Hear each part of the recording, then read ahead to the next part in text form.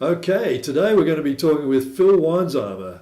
Phil's just published a new book, or is about to publish a new book, The Strategic CIO, Changing the Dynamics of the Business Enterprise. So welcome, Phil. Thank you. Thank you. I wonder maybe just to lead in, Phil, if you could just give us some background about you, tell us a bit about your story and what's behind the book, what led you to write it. Currently, I'm president of my own consulting company called Strategic Consulting, where we work with clients to develop business and IT strategy that focus on achieving significant business outcomes. And that's basically from leveraging all my work experience and consulting experience. In my spare time, since I just finished writing the book and I have a little bit of spare time, I've just started writing two columns, one for CIO.com under the banner of Transforming IT for Business Success, and the second for AITS.org on the subject of the Strategic CIO. There's one other thing that I'm doing, which is interesting and sort of takes off on this Skype interview. There's an organization in New York called Sauter TV, and they're a division of Netcom Learning, and they're all about how organizations learn, how people learn, and they interview authors, they interview CEOs, they've interviewed ambassadors of companies, and they had interviewed me for the book, and then I broached them with the subject of interviewing CIOs because it's all about leadership. So I'm starting to interview CIOs and IT thought leaders on how they help transform their organization and basically focus on developing a learning organization. So that's sort of my background. So that's the first part of the question. The second, how did I go about writing it? Well, these past 15 years, I've basically worked with CIOs to help them improve how they leverage information and technology to achieve significant business outcomes. And over the past few years, I noticed that CIOs were becoming a little more strategic. They went from a some of them went from a technocentric focus to more of a strategic focus. And I really thought about that, and I thought that would be a really interesting subject to write about. And Phil, how did you go about it? Like, who did you talk with? I know that you've talked to a group of people in Australia. What's the total number of people you spoke to? I talked to some people in Australia, and as good as they are, I had to make sure that there was a baseline. So I had to interview some American CIOs, Brian. And so one of the things that I did is I had heard about two CIOs that were considered very strategic. And these two CIOs are Rob Carter from FedEx, he's the CIO of FedEx Services, and Filippo Passerini, who's the president of Global Services and CIO as well. But his first title is President of Global Business Services. And he's also CIO, by the way. So I spoke to both of them, and I had shared with them what my objectives were. And I had already spoken to maybe 20 or 30 CIOs, and I started to recognize a theme that was occurring. And I shared it with them, and they agreed. They thought that the themes that I was extracting from all the CIOs made sense. And once I heard that these two guys agreed, and by the way, they also wrote the forwards to my book, so I was absolutely thrilled that they thought enough of the approach and how it would help other CIOs if they wanted to write the forwards. So that was great. So I just kept going and interviewing more and more CIOs, and so my objective was really to understand what's the process that they use to leverage information and technology, because there had to be some common thread that strategic CIOs are using to leverage information and technology for competitive advantage. And as I spoke to more and more CIOs, they started to share their challenges, their opportunities, their lessons learned, and some of their methodologies. And with those stories, I wrote the book in the voice of the CIO. And since I wanted to leverage the population of experts and write it in the voice of the CIO, I knew that I needed to speak to a lot of CIOs. So I targeted 100.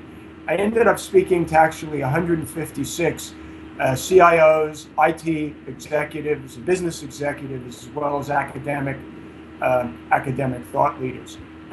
So that is sort of the research that I did in the first year prior to the second year of writing the book. And that would have given you a really practical perspective, Phil. That's the thing I like about what you've produced here. It's from the field. And what do you think the main conclusion is? If people said to you, Phil, what's the point of the book? What do you think the main conclusion is? Well, so, as I said earlier, Brian, that I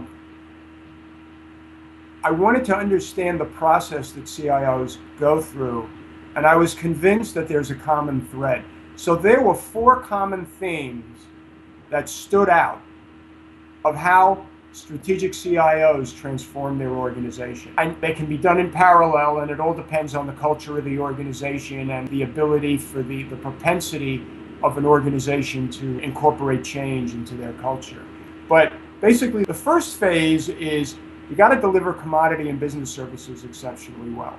And you have to do that. CIOs, who a lot of them I spoke to, who when they came into the role knew what they wanted to do. They had some vision of how they could really help the business innovate value by leveraging information and technology.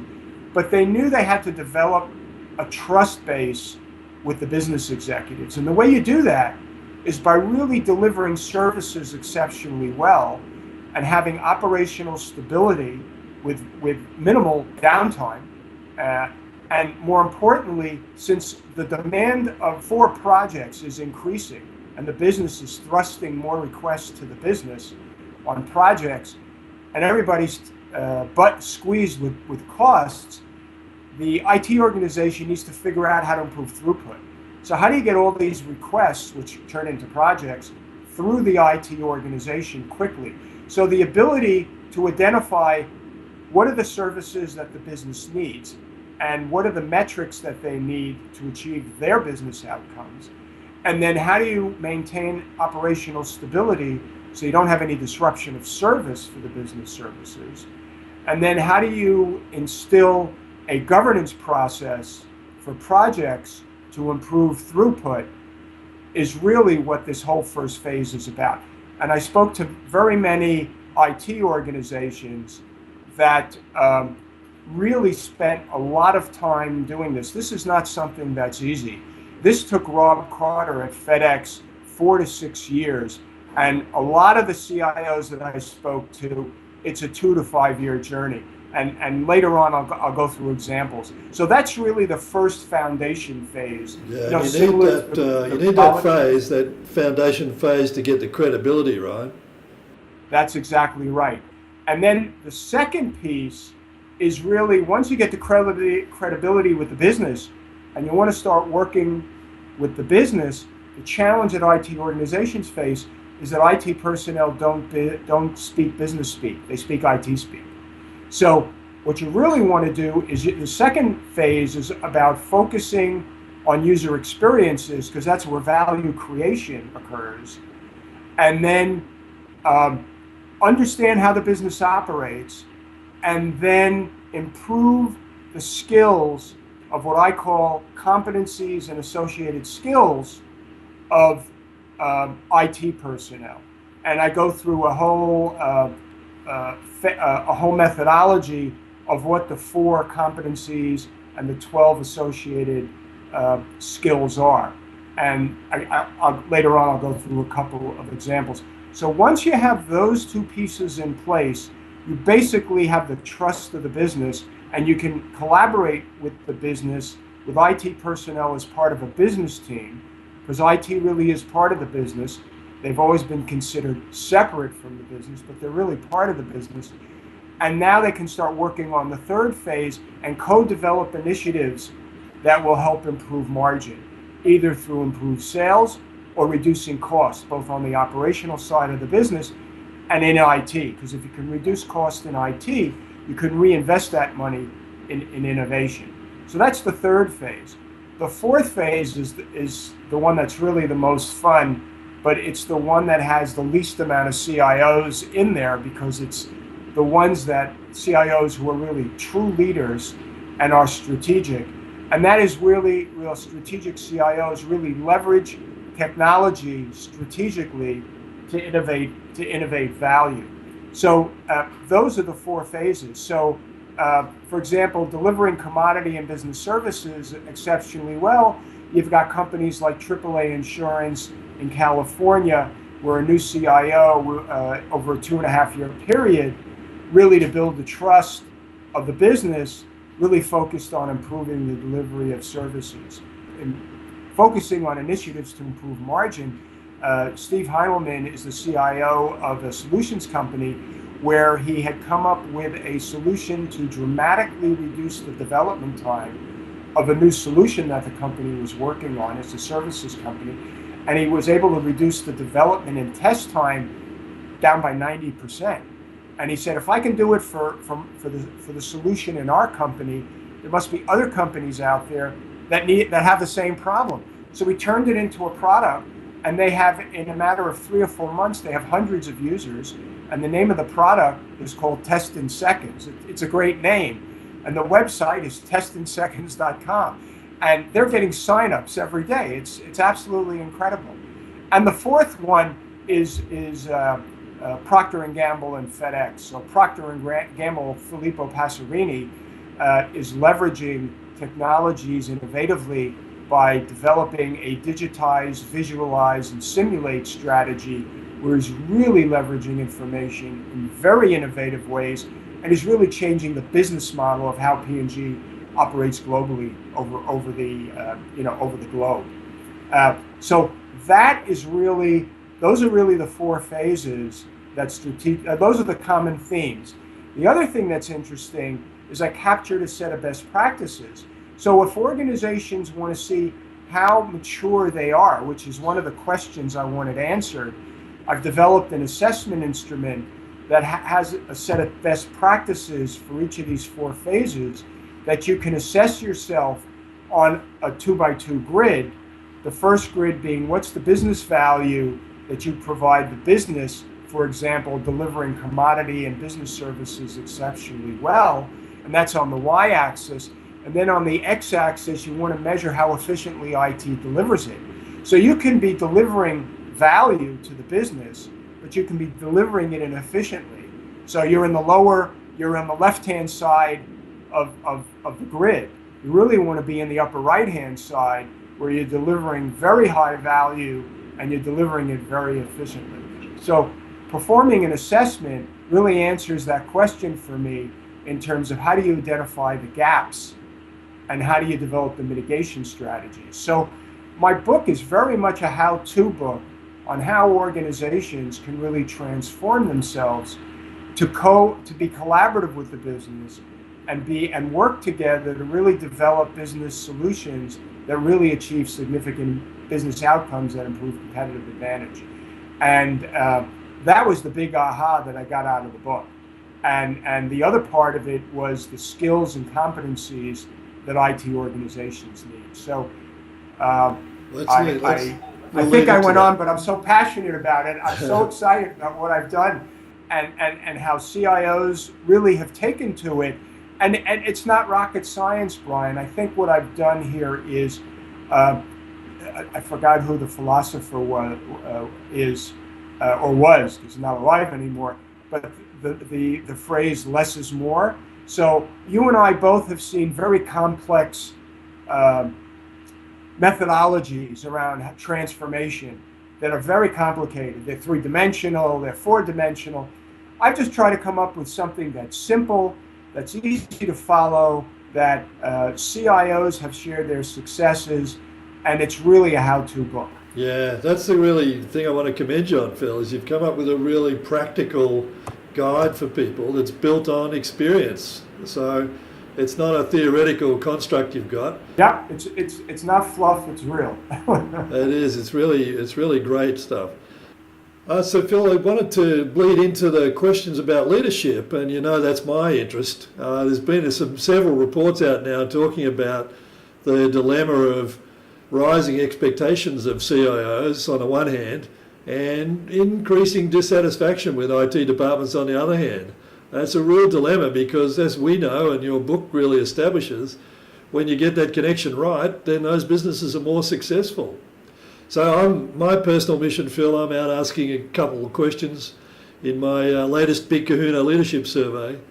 And the two questions are, one's about CIOs. So the question I'm asking there is, how can we build leadership capability or better leadership capability in technology leaders, CIOs and CDOs and so on? But then the other C-level executives shouldn't get off the hook either. We should really be asking the question, well, how could we have those general executives become activists for technology-driven transformation? So let's hear your views on those questions, Phil. Yeah, so I'll answer both those questions in my response. So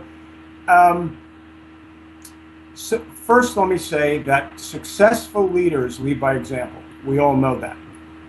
So CIOs need to develop a set of competencies and skills, not only in themselves, but also across the IT organization. That's number one. The second point is that they need to collaborate with business leaders and C-suite executives to leverage information and technology for competitive advantage.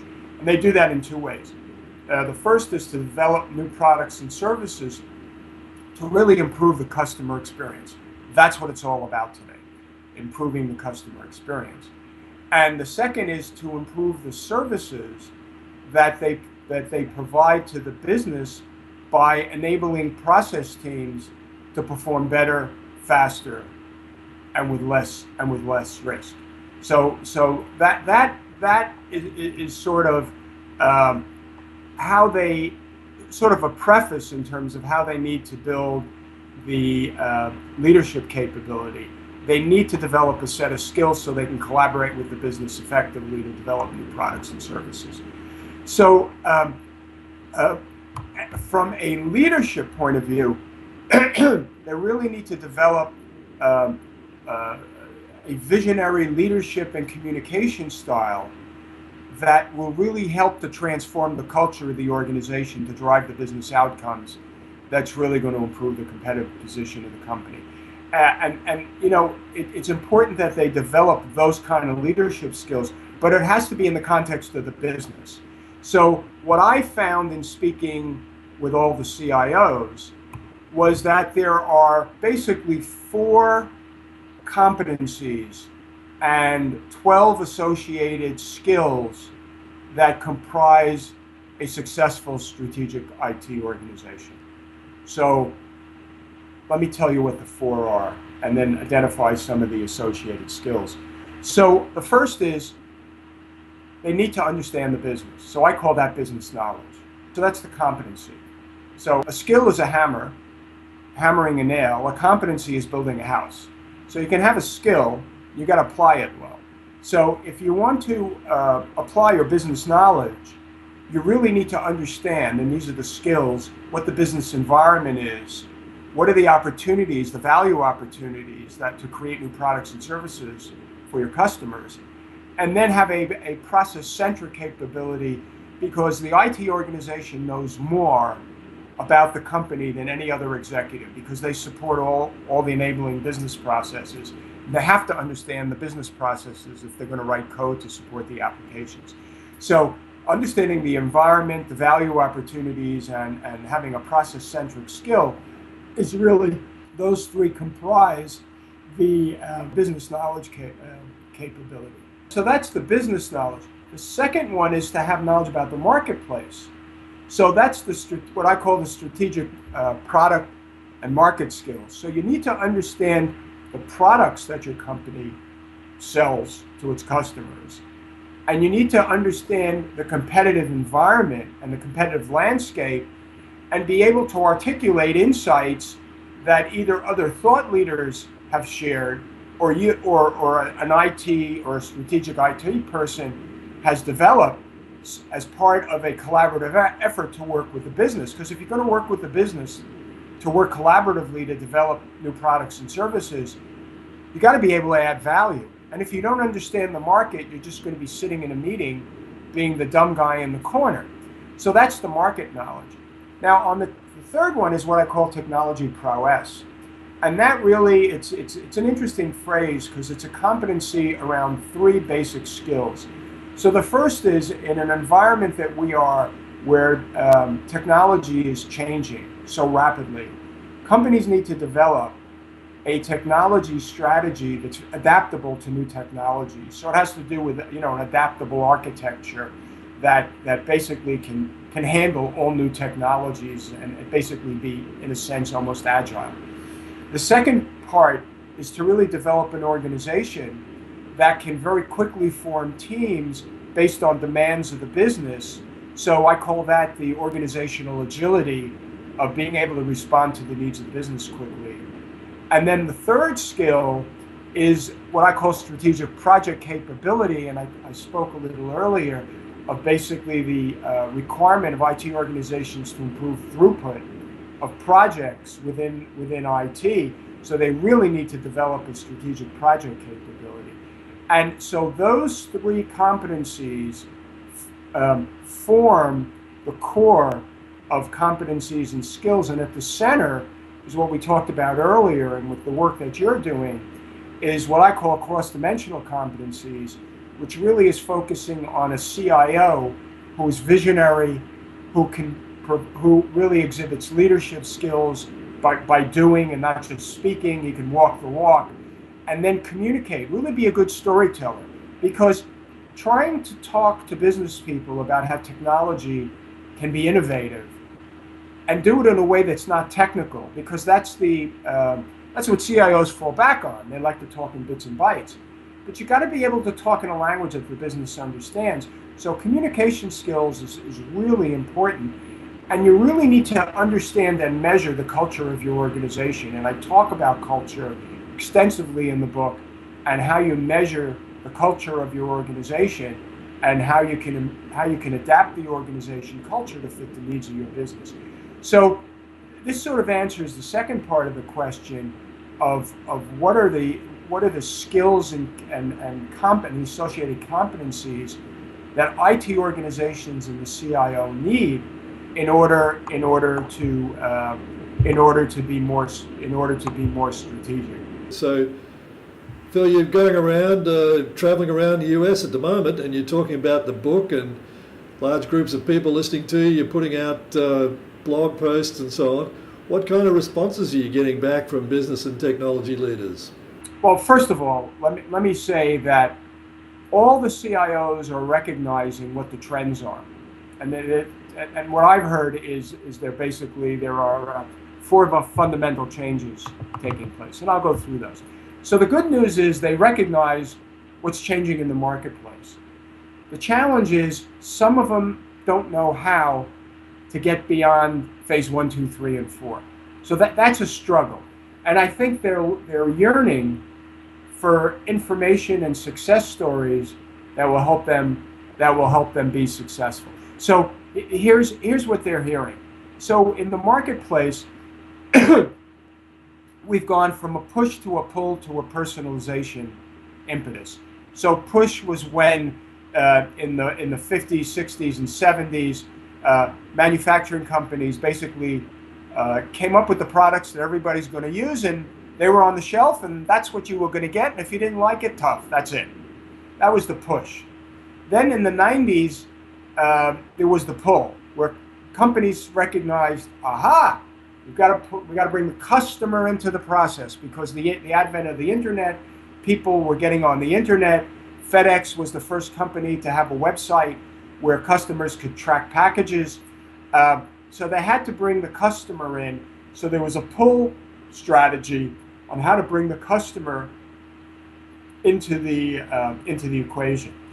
And now we're into the phase where it's all about customer personalized experience. So we're in the personalization phase. So now you see mobility, big data, data analytics. You have data scientists trying to figure out the behaviors based on what people are doing on their iPhone and reacting quickly. So they recognize that the marketplace has dramatically has changed, and now it's all about big data and data management and data analytics. And the byproduct of that is technology is changing every day. So CIOs are recognizing that the availability of what technology is available in the marketplace is not only available or recognizable by the IT community. The business community knows it well. They get a lot of business leaders who are going outside to IT organizations and saying, I want to buy your solution. It's on cloud. I don't need my IT organization. So that's a real challenge. And that gets back to the point where if they can build the trust of the business and collaborate with the business, they can work together to choose the right technology to solve a business problem, and not just pick a technology for technology sake. The third one is about process teams. Companies are now really delegating responsibility and authority to process teams across the company, where logistics teams are performing the entire process and really making decisions that used to be made by the command and control manager. So the bottom line is that what I've heard in speaking around the country is that strategic CIOs are really changing the dynamics of the business. And if my book helps CIOs traverse the rocky road and get to where they need to get to, then I've accomplished my goal and answered those three questions that were the objective of my writing the book. Well, I certainly think so, Phil. It sounds very timely, and the feedback you're getting is very appropriate. There's really a demand for this kind of practical modelling about how to go about the challenge. So if people are watching this video between now and October, how can they pre-order the book? And if they're watching it after October, how can they order the book online? Well, so you can go on Amazon.com or BarnesandNoble.com. You can type in my name. You can type in the name of the book. If you type in my name, two books will come up. My first book, called Getting It Right, Creating Customer Value for Market Leadership, which was all around organizational change and how to prepare teams to work together. That's one P. The second P was around perceiving customer needs, and then taking the needs of the customer and then providing new products and services with sustainability. So it was around what I call the 3P strategy. So if they want to buy that book, they can. But you know what? They're better off buying the new book, because things have changed a lot since I wrote the first book, and I am really getting really good feedback. So that's really good. And then I'm starting also to see when I'm speaking, where I talk about the 4 phases and how you can measure the strategic maturity of your IT organizations, where companies are really interested. So I'm trying to develop a set of workshops that I'm offering clients, and I haven't been to Australia in a while, and I'd love to come down and meet some of the CIOs down there and share what I've learned in the book, and be able to listen to what some of the learnings that they have in sort of a roundtable environment where it's really more collaborative and sharing. Yeah, so we would certainly love to have you come to Australia, and we'll work on that plan, Phil, to get you out here next year, 2015 sometime. I would love that, Brian. I really appreciate your time today. We'll put the details about the book and how people can order it, and a few of those key slides that have come out of your book. We'll put all that below the video clip here so people can look at that. And really appreciate you making the time available today to talk about it. It's a really exciting book, Phil. Looking forward to it coming out. I'm sure you're going to be a celebrity. Well, I don't know much of a celebrity, but as I said earlier, if we both have gray hair, and at our stage in the career, if we can help other people learn, I think that's enough of a reward for me. Me too. Thanks a lot, Phil. You're welcome. Thank you.